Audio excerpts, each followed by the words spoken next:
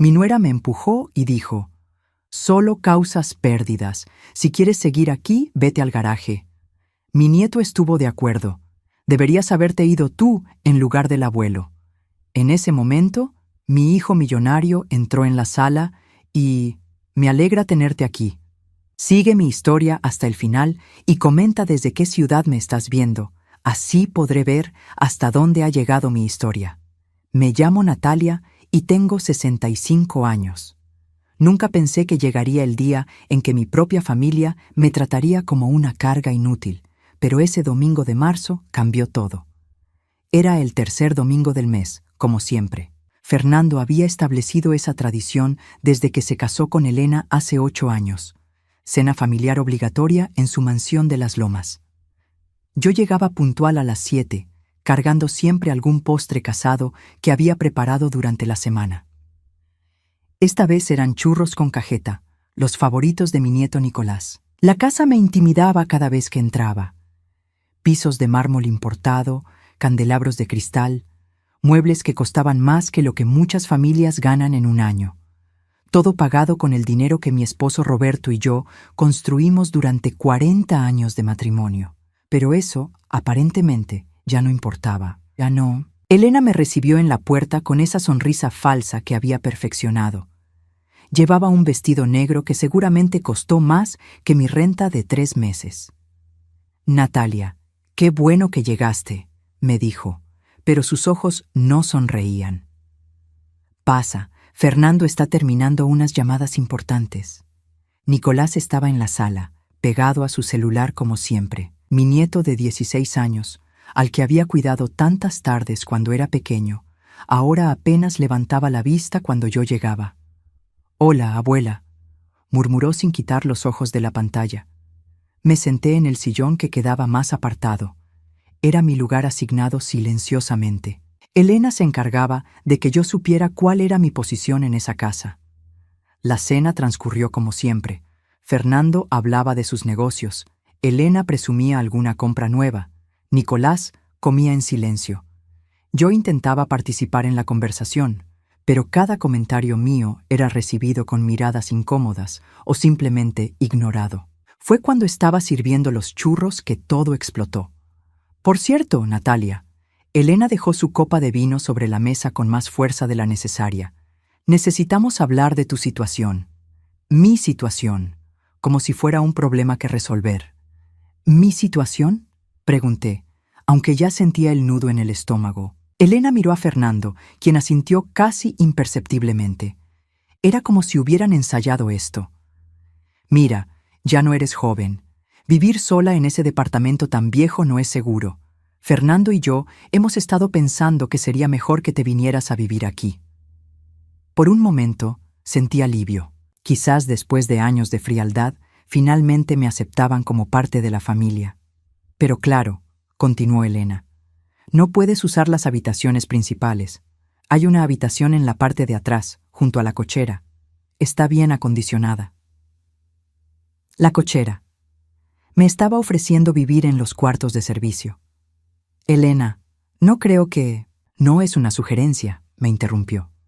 Su máscara de amabilidad finalmente se había caído.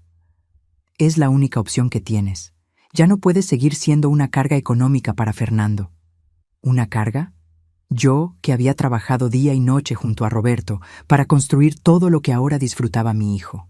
«Mamá, Elena tiene razón». Fernando finalmente habló, sin siquiera mirarme a los ojos. «Es lo mejor para todos». Me quedé callada, procesando lo que acababa de escuchar. Entonces Nicolás, mi nieto, el niño al que había cantado canciones de cuna, levantó la vista de su teléfono. «Además, abuela, francamente ya no contribuyes con nada aquí. Solo gastas y ocupas espacio». Sus palabras me golpearon como una bofetada, pero lo que vino después fue peor. Elena se levantó de su silla, caminó hacia mí y sin previo aviso, puso sus manos en mis hombros y me empujó con fuerza.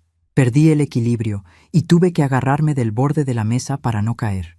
«¿Entendiste o no?», me gritó, su rostro a centímetros del mío. «Solo das problemas. Si quieres quedarte aquí, te vas a la cochera. Ahí es donde debe estar alguien que no sirve para nada». El silencio que siguió fue ensordecedor. Fernando no se movió, no dijo una palabra para defenderme. Fue entonces cuando Nicolás soltó la frase que se quedará grabada en mi memoria para siempre. Tienes razón, mamá. La abuela solo estorba.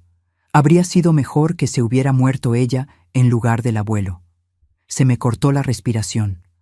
Mi propio nieto, diciéndome que preferiría que yo estuviera muerta. En ese momento exacto, escuché la puerta principal cerrarse. Fernando había llegado de sus llamadas importantes. «¿Qué está pasando aquí?», preguntó, viendo la tensión en el ambiente. Elena inmediatamente cambió su expresión, adoptando un tono de víctima.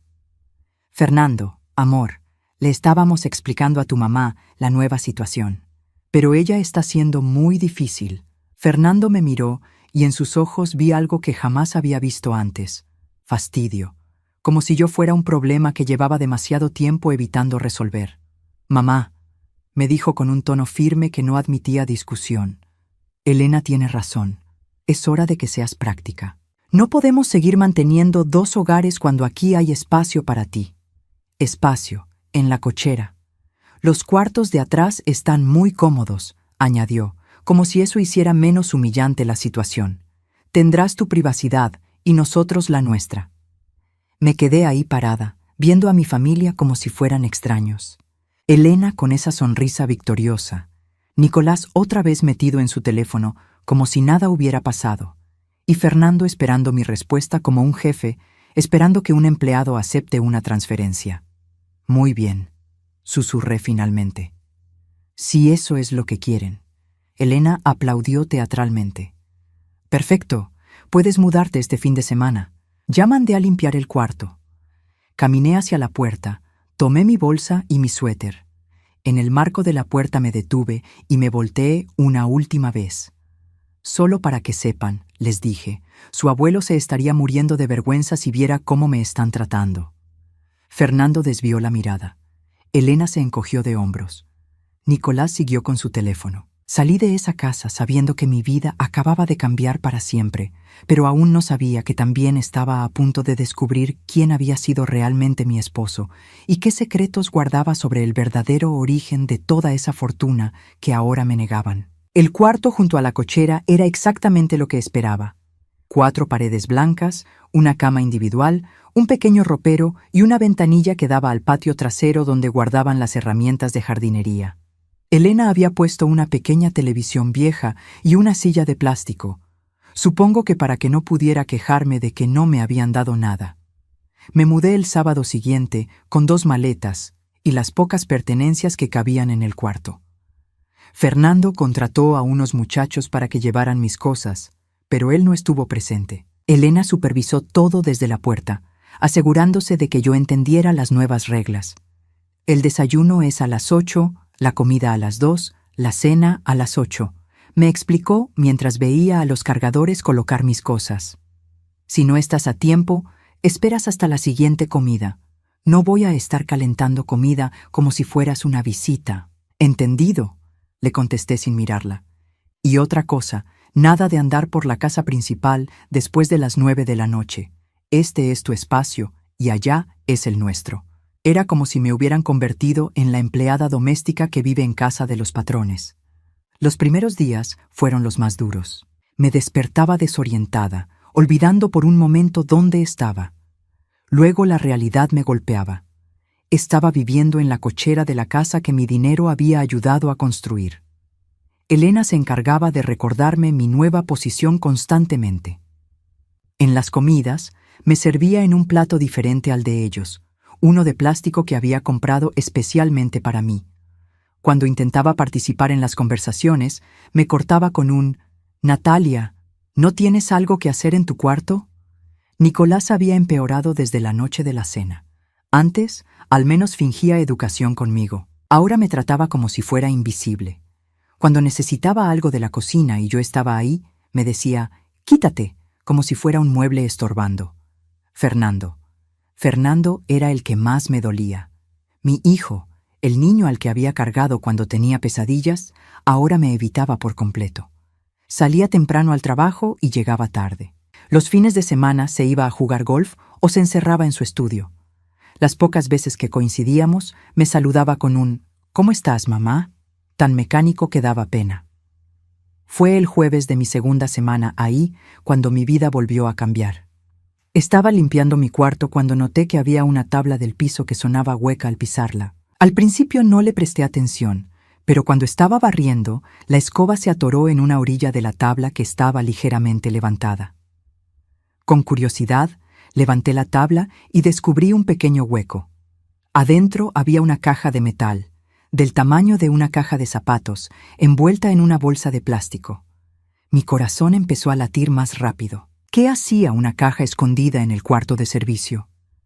La abrí con manos temblorosas. Adentro había documentos, fotografías y cartas. Muchas cartas, todas con la letra de Roberto, mi esposo. La primera carta estaba fechada 6 meses antes de su muerte. Estaba dirigida a mí. «Mi querida Natalia», comenzaba. «Si estás leyendo esto, significa que finalmente encontraste este escondite. Tenía la esperanza de poder contarte todo esto en persona, pero mi corazón ya no me deja esperar más tiempo». Mis manos temblaron mientras seguía leyendo. Hay cosas sobre nuestro matrimonio, sobre nuestro dinero, sobre Fernando, que nunca te dije. No porque no confiara en ti, sino porque quería protegerte. Ahora me doy cuenta de que eso fue un error. ¿Protegerme de qué? Natalia, tú fuiste la verdadera creadora de nuestro imperio familiar. Cada negocio que prosperó fue porque tú supiste cuándo invertir, cuándo vender, cuándo esperar. Yo solo firmaba los papeles, pero las ideas, las decisiones inteligentes, todas fueron tuyas. Me quedé sin aire. Roberto siempre había sido quien hablaba con los banqueros, quien negociaba, quien aparecía en los documentos. Yo me quedaba en casa, cuidando a Fernando, según decía él. Pero también hay algo más oscuro que debes saber sobre Fernando. Mi estómago se encogió. Hace 3 años descubrí que había estado robando dinero de la empresa. Pequeñas cantidades al principio, luego cada vez más. Cuando lo confronté, me amenazó. Me dijo que si lo delataba, él se encargaría de que tú nunca vieras un peso de la herencia. ¿Fernando había robado dinero? ¿Su propio padre lo había descubierto? Yo accedí a quedarme callado porque no quería que sufrieras. Pero ahora, leyendo estas cartas médicas sobre mi corazón, me doy cuenta de que no voy a poder protegerte por mucho tiempo más. Las siguientes cartas detallaban todo: cómo Fernando había falsificado mi firma en varios documentos para transferir propiedades a su nombre, cómo había manipulado las cuentas bancarias, cómo había convenido a su padre de que yo no entendía de negocios, para alejarme de las decisiones importantes. En una de las últimas cartas, Roberto escribía: «Natalia, en el escritorio de mi estudio, en el cajón de abajo a la izquierda, hay una carpeta marcada con tus iniciales.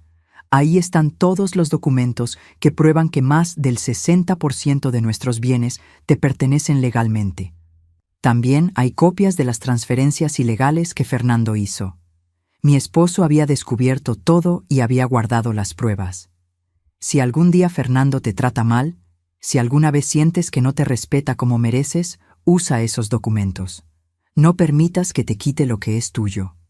Cerré la caja con las manos temblando. Roberto había muerto sabiendo que Fernando me había traicionado y había pasado sus últimos meses preparando mi defensa. En ese momento, escuché pasos acercándose a mi cuarto. Rápidamente volví a colocar la tabla en su lugar y escondí la caja bajo mi colchón. Elena abrió la puerta sin tocar. «Natalia, mañana viene mi hermana con sus hijos a pasar el fin de semana. Necesito que no salgas de tu cuarto. No quiero que mis invitados piensen que tenemos situaciones raras en la casa». La miré con una calma que me sorprendió a mí misma. «Por supuesto, Elena. Lo que tú digas». Ella frunció el ceño, sorprendida por mi tono tranquilo, pero se fue sin decir más. Me senté en mi cama, con el corazón latiendo fuerte. Roberto me había dejado un regalo, la verdad, y con la verdad me había dejado poder. Ahora solo tenía que decidir qué hacer con él, pero primero tenía que conseguir esos documentos del estudio de Roberto. El problema era que Fernando había convertido ese estudio en su oficina personal, y Elena Controlaba cada movimiento que yo hacía en la casa. Esa noche, por primera vez en semanas, me quedé dormida con una sonrisa en los labios. Mi familia creía que me tenía derrotada, pero acababa de descubrir que la partida apenas estaba comenzando. Llevaba 3 semanas viviendo en el cuarto de la cochera cuando tuve el primer episodio. Era martes por la mañana. Había terminado de desayunar en silencio mientras Elena revisaba su teléfono y Fernando leía el periódico, ignorándome como siempre. Regresé a mi cuarto y de repente sentí como si el pecho se me cerrara, como si no pudiera respirar. Me senté en la cama, tratando de calmarme, pero el dolor en el pecho se intensificó. Era como si alguien me estuviera apretando el corazón con una mano gigante. Sudaba frío y sentía náuseas. Me levanté para ir a pedir ayuda, pero cuando llegué a la puerta que conectaba con la casa principal, estaba cerrada con llave. Elena había empezado a hacer eso desde la semana anterior. Decía que era para mantener la privacidad de ambos lados, pero yo sabía que era para controlarme más. Toqué la puerta con todas las fuerzas que me quedaban. «Elena, Fernando», grité, pero mi voz salía débil. «Por favor, necesito ayuda». Nada. Silencio total. Volví a tocar, esta vez con el puño, haciendo más ruido. Sabía que estaban ahí porque había escuchado la televisión prendida hace un momento. «Por favor», supliqué. «Me siento muy mal». Después de lo que parecieron horas, pero probablemente fueron solo minutos, escuché pasos. La puerta se abrió y apareció Elena con una expresión molesta. «¿Qué escándalo es este, Natalia? Estoy en una videoconferencia importante». «Me duele el pecho», logré decir, apoyándome en el marco de la puerta. «Creo que necesito ir al médico». Elena me miró de arriba abajo, como evaluando si era real o solo estaba fingiendo. «Probablemente son nervios», dijo finalmente. «Tómate un té de manzanilla y se te va a pasar». «Elena, por favor, esto no se siente normal». «Mira, Natalia, no podemos estar corriendo al hospital cada vez que te sientes un poco mal. Ya no eres joven. Es normal que te duelan cosas». Me quedé ahí, viendo cómo cerraba la puerta en mi cara otra vez. El dolor en el pecho seguía, pero ahora se había agregado algo peor. La certeza de que si me pasaba algo grave, ellos no iban a ayudarme. Logré llegar hasta mi cama y me acosté, respirando despacio hasta que el dolor se calmó un poco. Fue ahí cuando decidí que tenía que encontrar la manera de salir a buscar esos documentos que Roberto había mencionado en sus cartas. Pero el destino me tenía preparada otra sorpresa. Esa misma tarde, mientras estaba sentada en mi silla de plástico viendo por la ventanilla, vi a una mujer mayor caminando por el patio trasero. Era Esperanza Morales, la señora que había trabajado como empleada doméstica en la casa durante 15 años, hasta que Elena la había despedido hace 6 meses. Esperanza había sido como de la familia. Roberto y yo la queríamos mucho, y ella siempre había sido muy cariñosa conmigo. Verla ahí me llenó de alegría y tristeza al mismo tiempo. Salí de mi cuarto corriendo hacia el patio. «¡Esperanza!».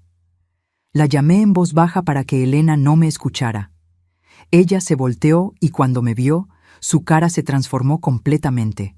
Primero sorpresa, luego horror. «Señora Natalia, ¿qué está haciendo aquí atrás?». «Es una larga historia», le dije, sintiéndome súbitamente avergonzada de mi situación. Esperanza se acercó y me miró con esos ojos sabios que habían visto tanto en esa casa.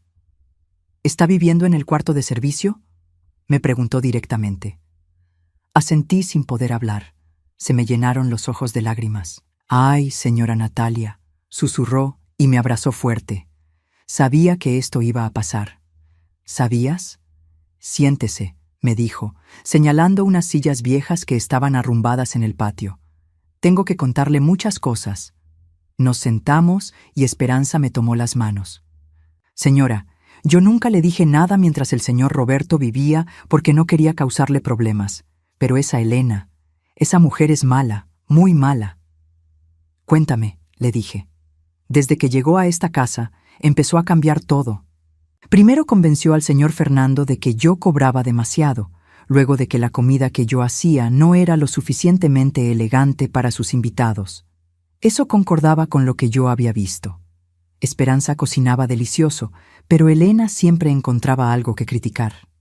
Pero lo peor no era eso, continuó Esperanza. Elena empezó a meterse en los asuntos del señor Roberto. Lo manipulaba para que no la dejara a usted participar en las decisiones importantes. ¿Cómo? Le decía que usted estaba muy vieja para entender de negocios, que era mejor no preocuparla con esas cosas. Yo los escuchaba cuando limpiaba la oficina. Mi estómago se encogió. Roberto había empezado a alejarme de los negocios los últimos 2 años de su vida. Pero siempre pensé que era porque quería que descansara. Y hay algo más que debes saber. Esperanza bajó la voz. Elena no es la primera esposa que hace esto. ¿Qué quieres decir?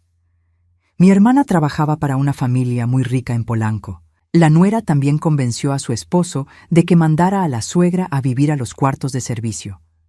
Después, poco a poco, la fueron aislando de todo y de todos hasta que la internaron en un asilo público. Se me heló la sangre. ¿Eso era lo que Elena tenía planeado para mí? ¿Qué pasó con esa señora? Se murió a los 6 meses, de tristeza, según mi hermana. Nos quedamos en silencio un momento, procesando la información. Señora Natalia, yo venía a recoger unas plantas que sembré en la parte de atrás cuando trabajaba aquí. Pero ahora que la vi, me da mucho miedo dejarla sola. Esperanza, necesito pedirte un favor enorme. Lo que sea, señora. Necesito que me ayudes a entrar al estudio de Roberto. Hay documentos ahí que necesito encontrar. Esperanza frunció el ceño, pensando. El señor Fernando sale todos los miércoles a las 8 de la mañana para su junta semanal con los inversionistas. No regresa hasta las 2. Elena se va al gimnasio de 9 a 11. ¿Crees que puedas conseguir una copia de la llave? No necesito copia, me sonrió. Nunca les dije que tenía llaves de toda la casa. Las guardé por si algún día necesitaba regresar por algo que se me hubiera olvidado. Sentí una esperanza que no había sentido en semanas. Esperanza, ¿por qué haces esto por mí? Señora, usted y el señor Roberto me trataron como familia durante 15 años. Cuando mi hijo se enfermó, ustedes pagaron el hospital. Cuando mi nieta necesitó operación, ustedes la ayudaron. Elena me corrió porque sabía que yo la conocía bien, que sabía lo que estaba planeando. ¿Qué estaba planeando? Esperanza se acercó más y bajó la voz hasta convertirla en un susurro. La mañana que me corrió, escuché una conversación telefónica que ella tuvo. Estaba hablando con alguien sobre asilos, preguntando precios, preguntando qué necesitaba para internar a alguien contra su voluntad. El mundo se me vino encima. Elena no solo me quería en el cuarto de servicio, me quería fuera de la casa completamente. «Hay más», continuó Esperanza. «También escuché que hablaba de cuentas bancarias, de transferir dinero, de cambiar beneficiarios en seguros. Señora Natalia, esa mujer no solo la quiere fuera de aquí, quiere que desaparezca». Me quedé sin palabras. Elena no estaba siendo cruel por gusto. Tenía un plan para quedarse con todo. «Mañana es miércoles», dijo Esperanza levantándose. «Nos vemos aquí a las 9:30. Vamos a encontrar esos papeles». Antes de irse, me abrazó otra vez. «Señora, no se deje vencer. El señor Roberto la amaba mucho, y sé que él no hubiera permitido que le hicieran esto». Esa noche, acostada en mi cama del cuarto de servicio, sentí algo que no había sentido en mucho tiempo. Esperanza. No estaba sola. Roberto me había dejado las pruebas que necesitaba, y ahora tenía a alguien que me iba a ayudar a encontrarlas. Elena creía que me tenía bajo control, pero estaba a punto de descubrir que había subestimado gravemente a la viuda que había decidido humillar. El miércoles amaneció nublado, como si el clima supiera lo que estaba a punto de suceder. Me levanté a las 6 de la mañana, mucho antes de lo normal, con los nervios hechos nudos en el estómago. Había repasado el plan con Esperanza una docena de veces, pero seguía sintiendo que algo podría salir mal.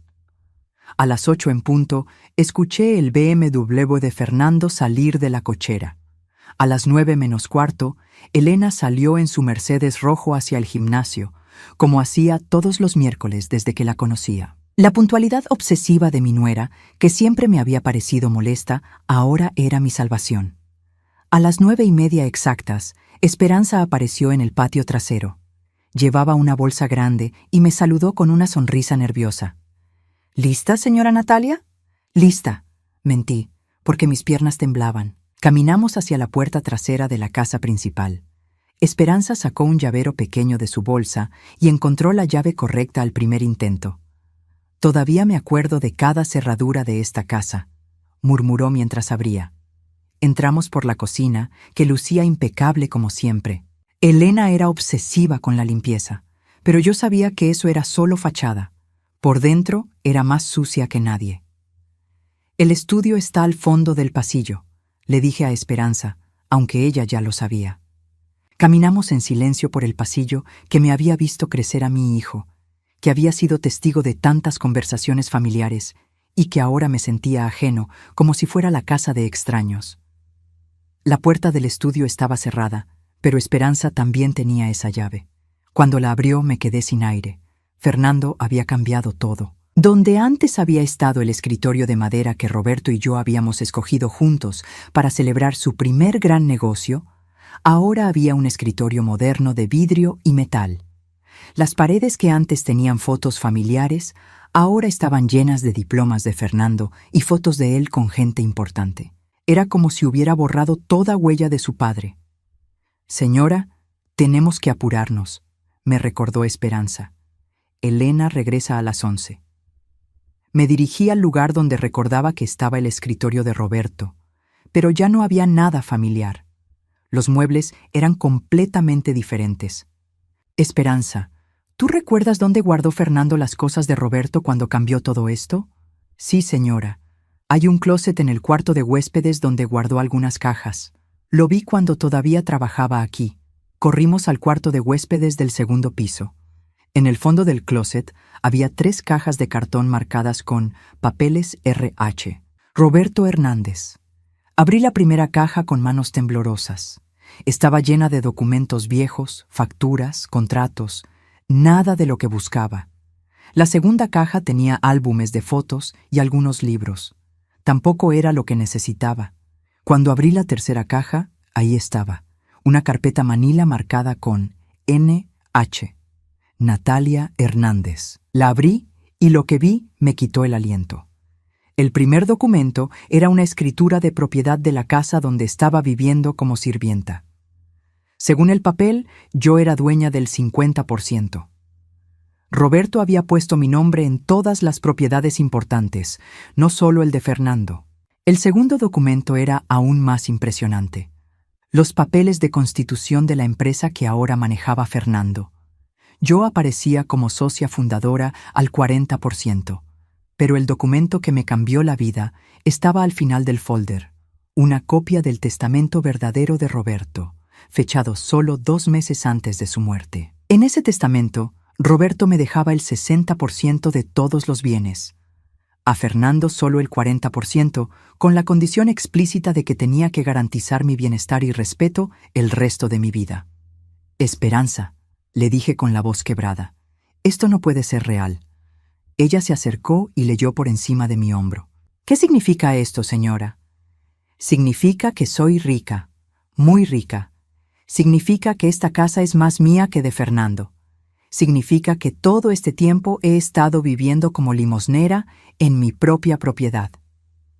Seguí revisando los documentos.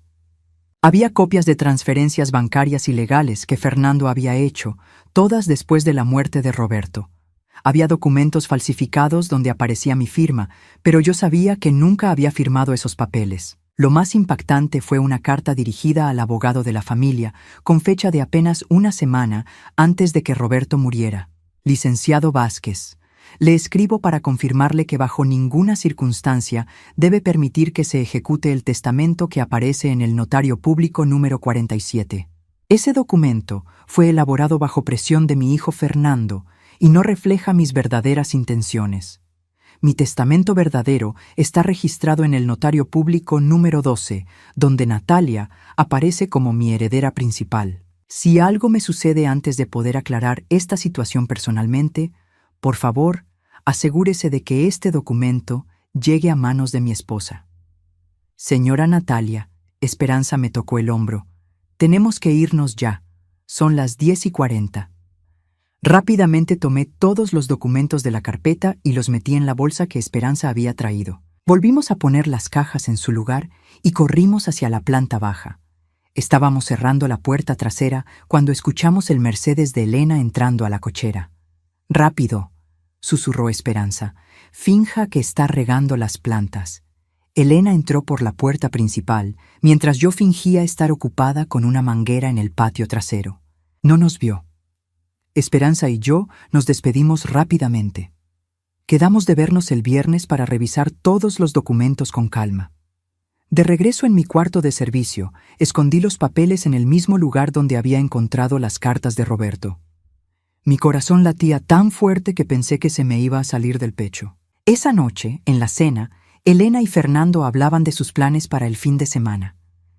Iban a ir a Acapulco con algunos amigos. «Natalia, obviamente no puedes quedarte sola en la casa», me dijo Elena. «He hablado con una señora que cuida ancianos. Va a venir a hacerte compañía. Una cuidadora». Era el siguiente paso en su plan para controlarme completamente. «No es necesario», les dije tranquilamente. «Puedo cuidarme sola». «No es negociable», respondió Fernando sin levantar la vista de su comida. «Es por tu propia seguridad». Los miré a ambos mientras seguían hablando de sus planes, ajenos al hecho de que acababa de descubrir que habían estado robándome durante años. «Está bien», les dije finalmente, «lo que ustedes crean conveniente». Elena sonrió, satisfecha de tenerme bajo control. Si supiera que acababa de encontrar las llaves de mi propia prisión. Al día siguiente, muy temprano, llamé al número que aparecía en una de las cartas de Roberto.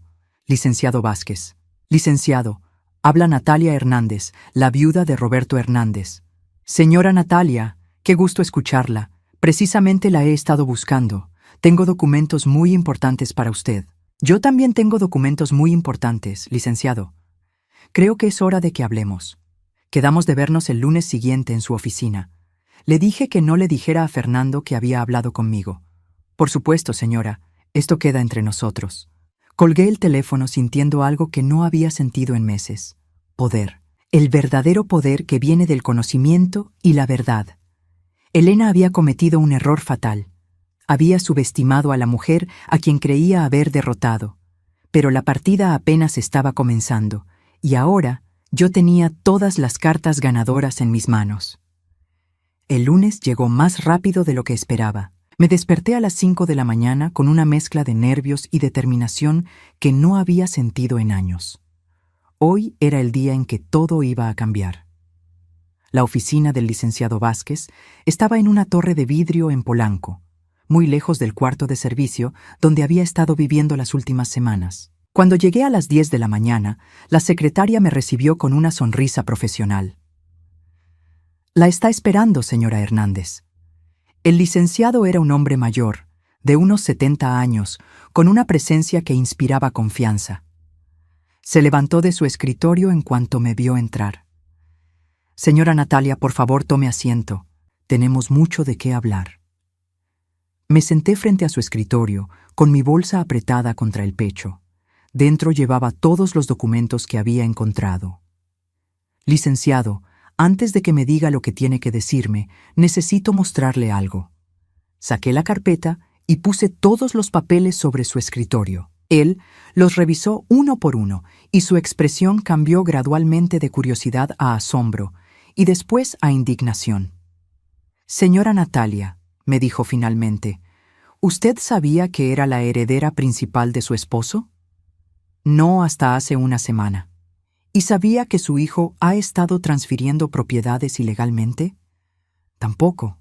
El licenciado se quitó los lentes y se frotó los ojos. «Señora, su esposo me pidió específicamente que buscara la manera de ponerla al tanto de la situación si algo le pasaba. He estado intentando contactarla durante meses, pero cada vez que llamaba a su casa me decían que usted no estaba disponible o que no quería hablar de asuntos legales». Elena. Por supuesto que Elena había estado interceptando las llamadas. «Licenciado, mi nuera me ha tenido prácticamente incomunicada. Hasta hace poco no sabía nada de esto». «Bueno, ahora lo sabe todo, y tengo noticias para usted. Podemos revertir todas las transferencias ilegales que su hijo hizo. Además, podemos demandarlo por falsificación de documentos y apropiación indebida». Sentí un mareo. Durante semanas había vivido creyendo que era una carga, que dependía de la caridad de mi familia. Y resulta que ellos eran los que dependían de mí. ¿Qué necesitamos hacer? Lo primero es recuperar el control de sus cuentas bancarias. Lo segundo es notificar a su hijo y a su nuera que conocemos la situación. Lo tercero es decidir qué quiere hacer con esta información. ¿Qué opciones tengo? Puede demandarlos penalmente, lo cual significaría cárcel para Fernando.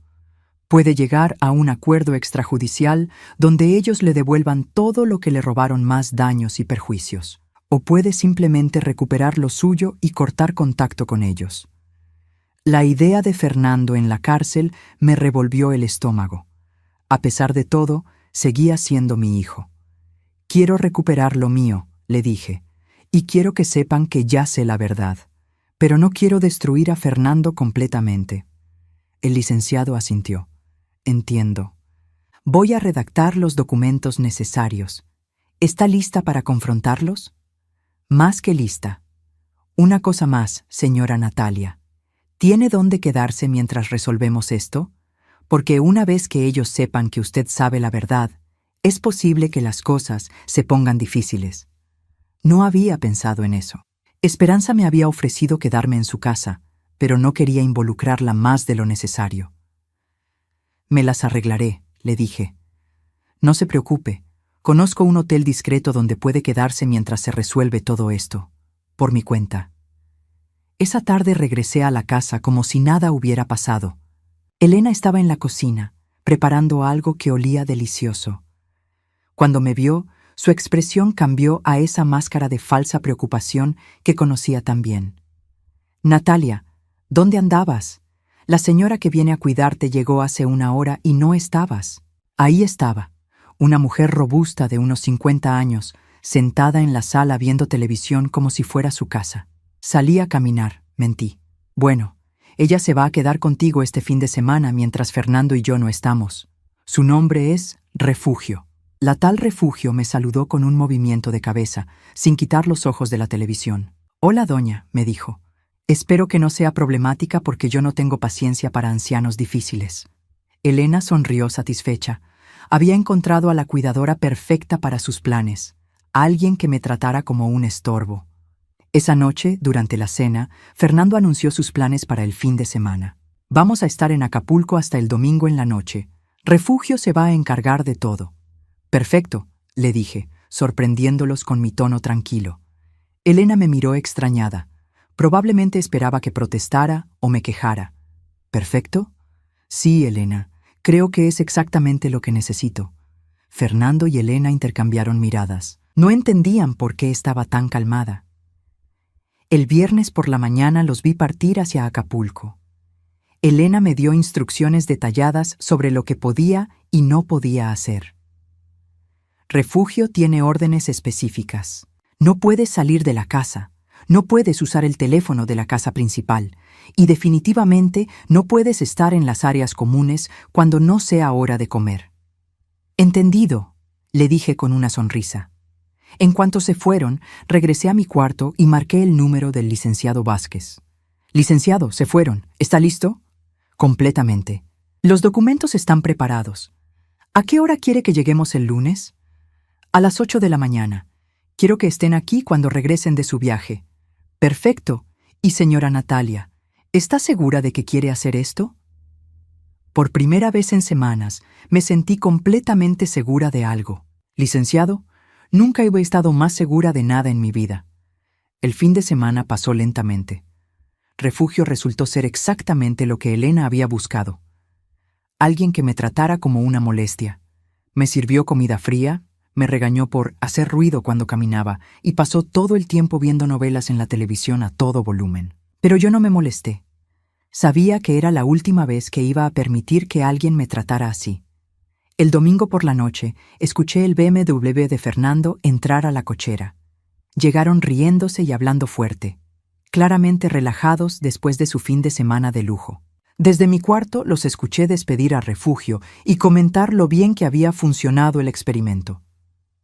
«Ve lo fácil que es manejarla cuando no le damos opciones», Escuché que Elena le decía a Fernando: «Tienes razón. Creo que ya es hora de empezar a buscar opciones más permanentes». ¿Opciones más permanentes? El asilo. Definitivamente estaban planeando internarme. Esa noche apenas dormí. No por nervios, sino por emoción.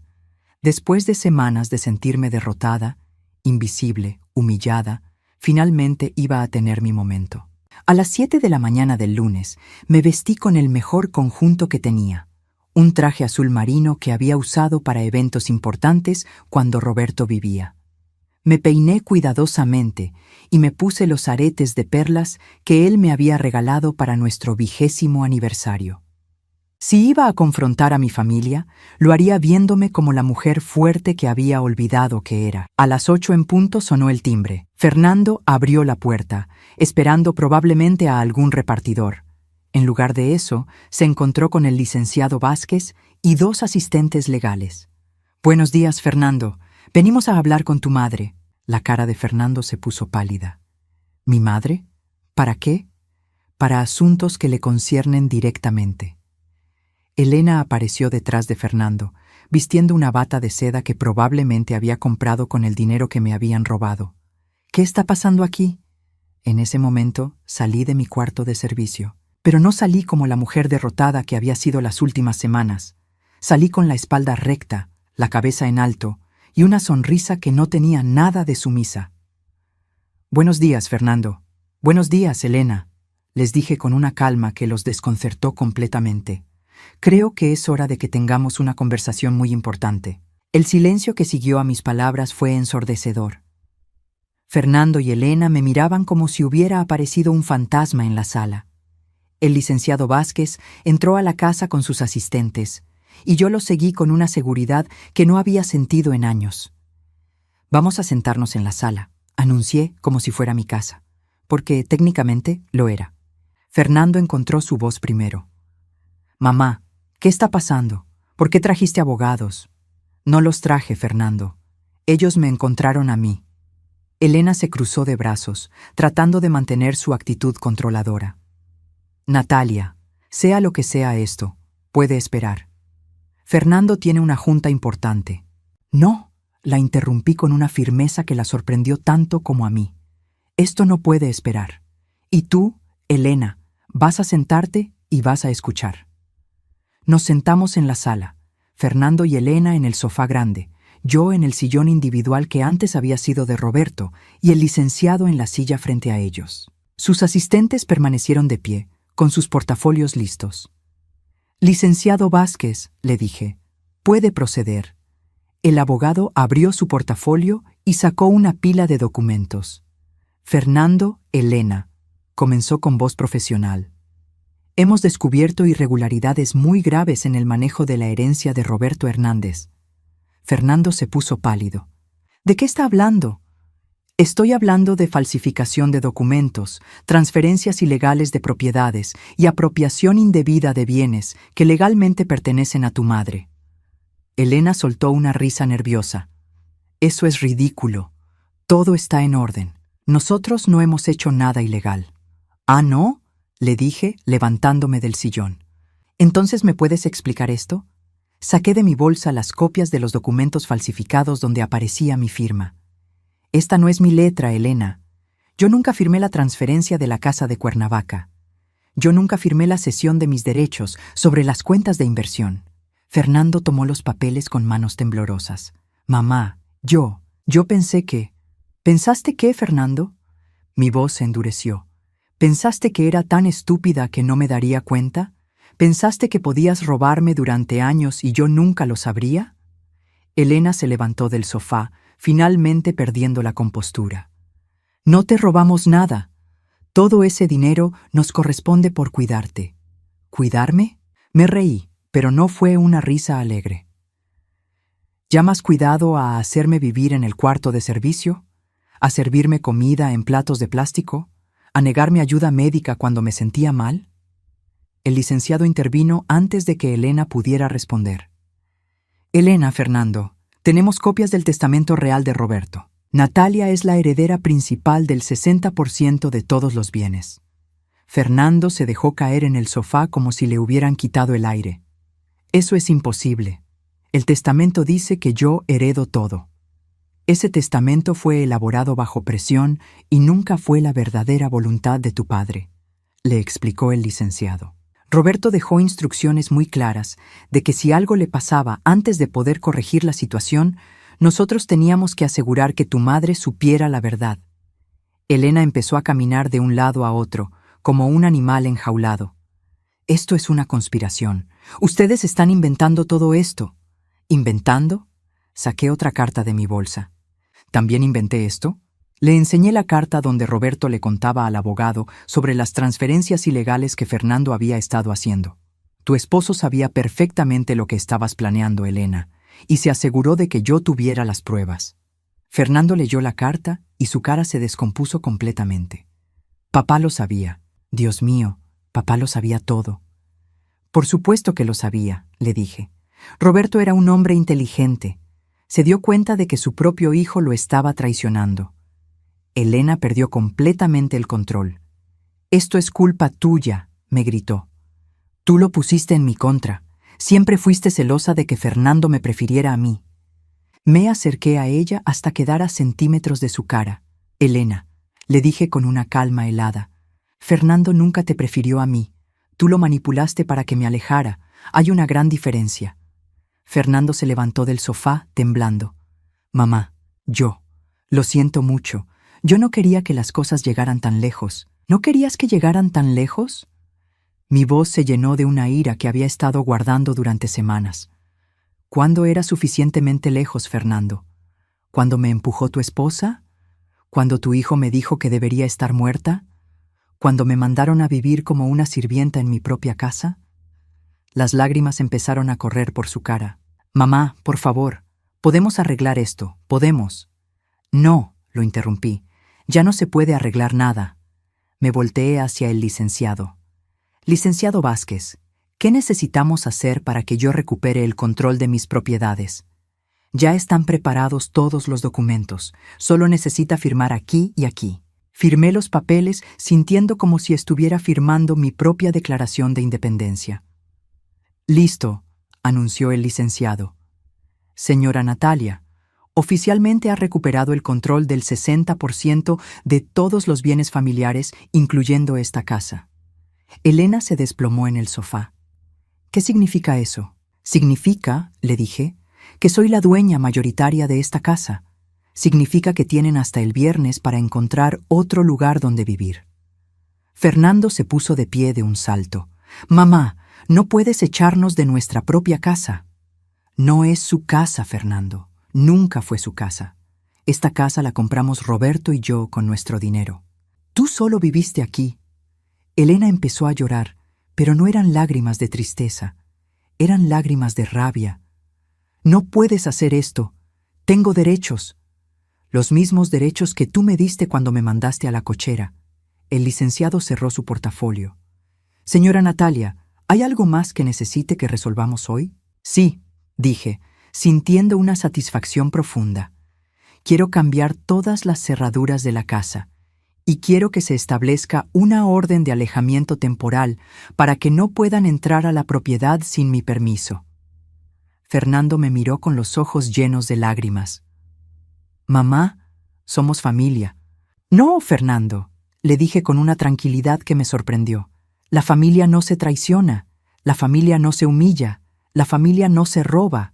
Ustedes decidieron que yo no era familia cuando me mandaron a vivir como una sirvienta. Ahora yo estoy tomando la misma decisión». Elena se levantó del sofá con los ojos llenos de odio. «Te vas a arrepentir de esto, Natalia. Sin nosotros no eres nada». Me acerqué a ella una última vez. «Elena», le dije con una sonrisa que no tenía nada de dulce, «resulta que sin ustedes soy multimillonaria. Sin mí, ustedes no son nada». 2 años después, estoy sentada en el jardín de mi casa, la misma donde viví como prisionera, tomando té y leyendo un libro. La casa está silenciosa, pero es un silencio peaceful, no opresivo. Fernando intentó contactarme varias veces el primer año. Sus mensajes pasaron de la ira a la súplica, pero nunca incluyeron una disculpa real. Nunca reconoció lo que me había hecho. Elena, según me cuenta Esperanza, que ahora trabaja conmigo otra vez, tuvo que regresar a vivir con su madre porque no podía mantener el estilo de vida al que se había acostumbrado. Nicolás, mi nieto, apareció en mi puerta hace 6 meses. Tenía 18 años y se veía muy diferente del adolescente cruel que me había dicho que debería estar muerta. «Abuela», me dijo cuando abrí la puerta, «vine a pedirte perdón. Lo dejé pasar, pero no porque lo perdonara, lo dejé pasar porque tenía curiosidad». «¿Perdón por qué exactamente?», le pregunté. «Por todo, por tratarte mal, por no defenderte, por decir esas cosas horribles». Me senté frente a él en la misma sala donde había confrontado a sus padres. «¿Y por qué me pides perdón ahora, Nicolás? ¿Qué cambió?» Me di cuenta de que todo lo que me dijeron sobre ti era mentira, y me di cuenta de que perdí a la única persona de mi familia que realmente me amaba. Sus palabras me conmovieron, pero no fueron suficientes. «Nicolás», le dije, «el perdón es algo que se gana, no algo que se pide. Si realmente quieres una relación conmigo, vas a tener que demostrarme que has cambiado». «¿Cómo?» «Empezando por ser el hombre que tu abuelo habría querido que fueras». Nicolás viene a visitarme una vez al mes. Está estudiando, trabajando, tratando de construir una vida sin depender del dinero que sus padres ya no tienen. Poco a poco, estoy empezando a ver al nieto que pensé que había perdido para siempre. Pero la lección más importante que aprendí en todo esto no fue sobre el perdón o la familia. Fue sobre mí misma. Durante décadas, permití que otras personas decidieran mi valor. Primero Roberto, aunque él me amaba, luego Fernando y Elena. Nunca me defendí, nunca exigí respeto, nunca dije no cuando debería haberlo dicho. Ahora, a los 67 años, finalmente sé quién soy. Soy Natalia Hernández, una mujer que construyó un imperio, que sobrevivió a la traición de su propia familia y que encontró la fuerza para reclamar su lugar en el mundo. Ya no vivo para agradar a otros, ya no busco aprobación, ya no tengo miedo de estar sola, porque he aprendido que es mejor estar sola con dignidad que acompañada con humillación. Esta casa ya no es un lugar de dolor, es mi santuario, y yo soy, finalmente y para siempre, su dueña.